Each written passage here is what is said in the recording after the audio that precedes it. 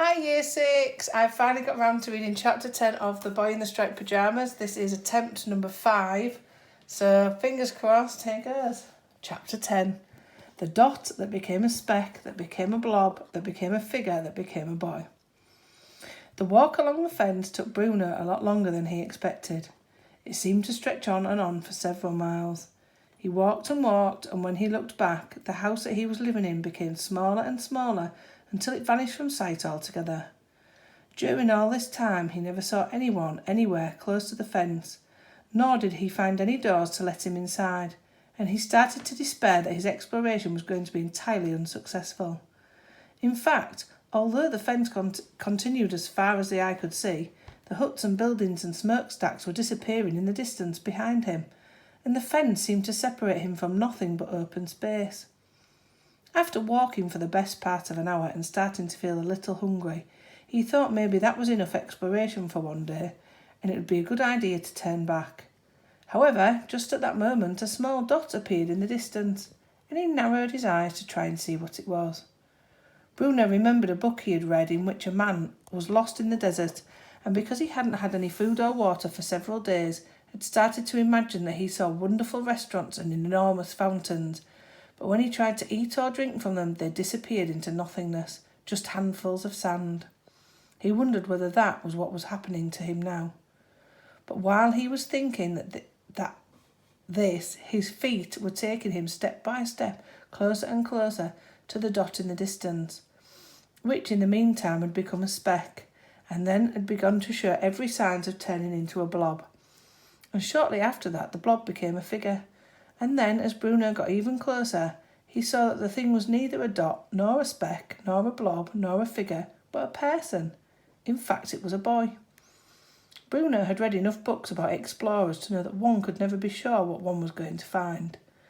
Most of the time they came across something interesting that was just sitting there minding its own business, waiting to be discovered, such as America. Other times they discovered something that was probably best left alone, like a dead mouse at the back of a cupboard. The boy belonged to the first category. He was just sitting there, minding his own business, waiting to be discovered. Bruno slowed down when he saw the dot that became a speck, that became a blob, that became a figure, that became a boy. Although there was a fence separating them, he knew you could never be too careful with strangers, and it was always best to approach them with caution. So he continued to walk, and before long they were facing each other. "Hello," said Bruno. "Hello," said the boy. The boy was smaller than Bruno and was sitting on the ground with a forlorn expression. He wore the same striped pyjamas that all the other people on that side of the fence wore, and a striped cloth hat on his head. He wasn't wearing any shoes or socks, and his feet were rather dirty. On his arm he wore an armband with a star on it. When Bruno first approached the boy, he was sitting cross-legged on the ground, staring at the dust beneath him. However, after a moment he looked up, and Bruno saw his face. It was quite a strange face, too. His skin was almost the colour of grey, but not like any grey that Bruno had ever seen before. He had very large eyes, and they were the colour of caramel sweets.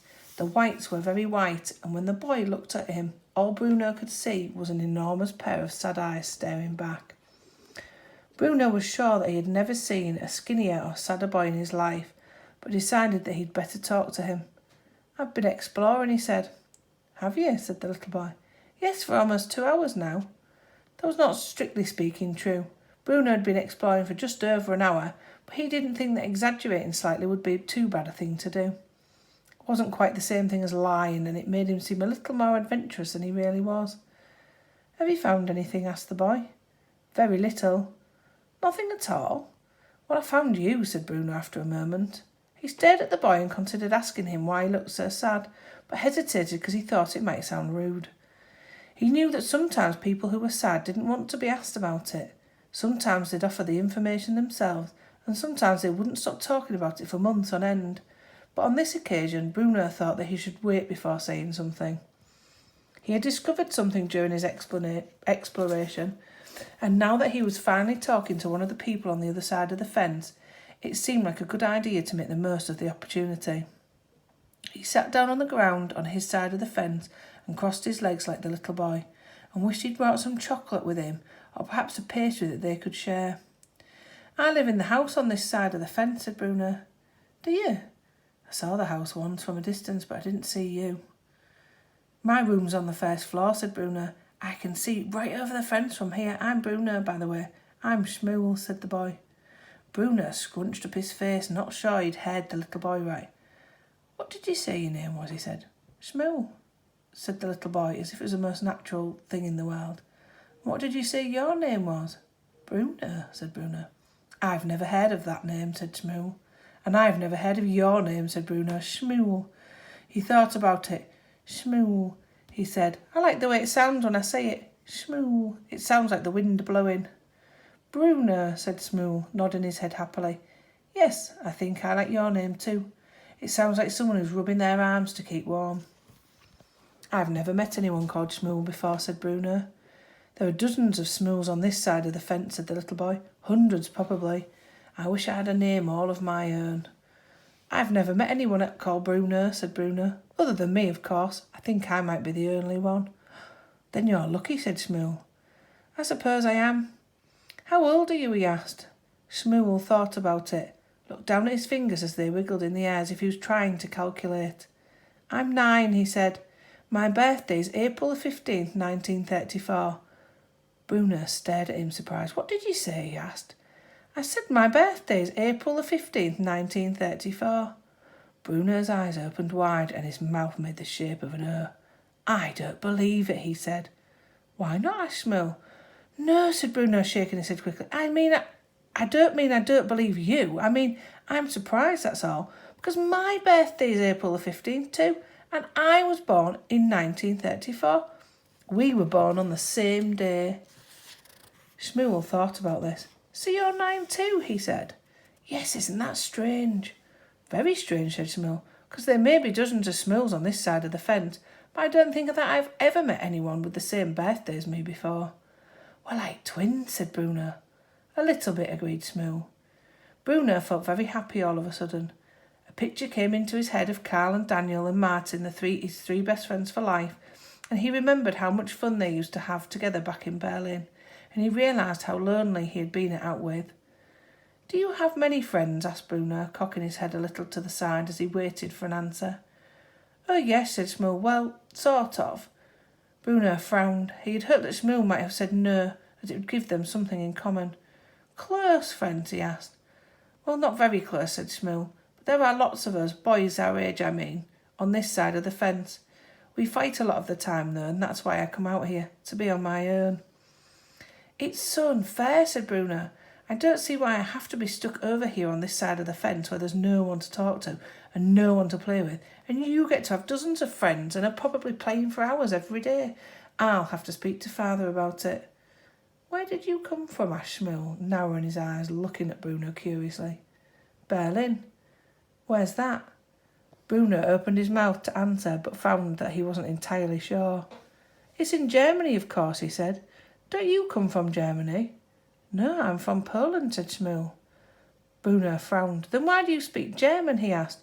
Because you said hello in German, so I answered in German. Can you speak Polish? No, said Bruno, laughing nervously. I don't know anyone who can speak 2 languages, and especially no one of our age.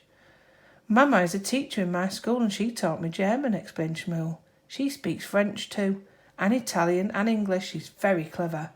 I don't speak French or Italian yet, but she said she'd teach me English one day because I might need to know it.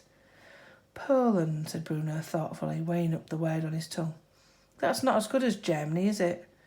Shmuel frowned. Why isn't it? He asked. Well, because Germany is the greatest of all countries, Bruno replied, remembering something that he'd overheard Father discussing with Grandfather on any number of occasions. We're superior. Shmuel stared at him but didn't say anything, and Bruno had a strong desire to change the subject, because even as he'd said the words, they didn't sound quite right to him, and the last thing he wanted was for Shmuel to think that he was being unkind. Where is Poland anyway? He asked, after a few silent moments had passed. Well, it's in Europe, said Shmuel. Bruno tried to remember the countries he had been taught in his most recent geography class with Herr Liszt. Have you ever heard of Denmark? He asked. No, said Shmuel. I think Poland is in Denmark, said Bruno, growing more confused even though he was trying to sound clever. 'Cause that's many miles away, he repeated for added confirmation. Shmuel stared at him for a moment and opened his mouth and closed it twice, as if he were considering his words carefully. But this is Poland, he said finally. Is it? Asked Bruno. Yes, it is. And Denmark's quite far away from both Poland and Germany. Bruno frowned. He'd heard of all these places, but he'd always found it hard to get them straight in his head. Well, yes, he said, but it's all relative, isn't it, distance, I mean? He wished they could get off the subject, as he was starting to think he was entirely wrong, and made a private resolution to pay more attention in future in geography class. I've never been to Berlin, said Shmuel. And I didn't think I'd ever been to Poland before I came here, said Bruno, which was true because he hadn't. That is, if this really is Poland. I'm sure it is, said Shmuel quietly, although it's not a very nice part of it. No. Where I come from is a lot nicer. It's certainly not as nice as Berlin, said Bruno. In Berlin we had a big house with 5 floors if you counted the basement, and the little room at the top with the window, and there were lovely streets and shops and fruit and vegetable stores and any number of cafes. But if you were ever there, I wouldn't recommend walking around town on a Saturday afternoon, because there are far too many people there, and you get pushed from pillar to post, and it was much nicer before things changed. How do you mean? Asked Shmuel. Well, it used to be very quiet there, explained Bruno, who didn't like to talk about how things changed. And I was able to read in bed at night, but now it's quite noisy sometimes and scary. We have to turn off all the lights when it starts to get dark. Oh, where I come from is much nicer than Berlin, said Shmuel, who'd never been to Berlin. Everyone there is very friendly, and we have lots of people in our family, and the food is a lot better too. Well, we'll have to agree to disagree, said Bruno, who didn't want to fight with his new friend. All right, said Shmuel. Do you like exploring? Asked Bruno after a moment.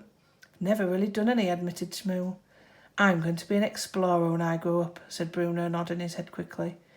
At the moment I can't do very much more than read about explorers, but at least that means when I'm one myself I won't make the mistakes they did.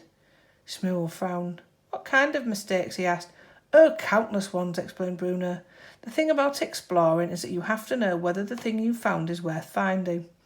Some things are just sitting there, minding their own business, waiting to be discovered, like America. And other things are probably best off left alone, like a dead mouse at the back of the cupboard. I think I belong to the first category, said Shmuel.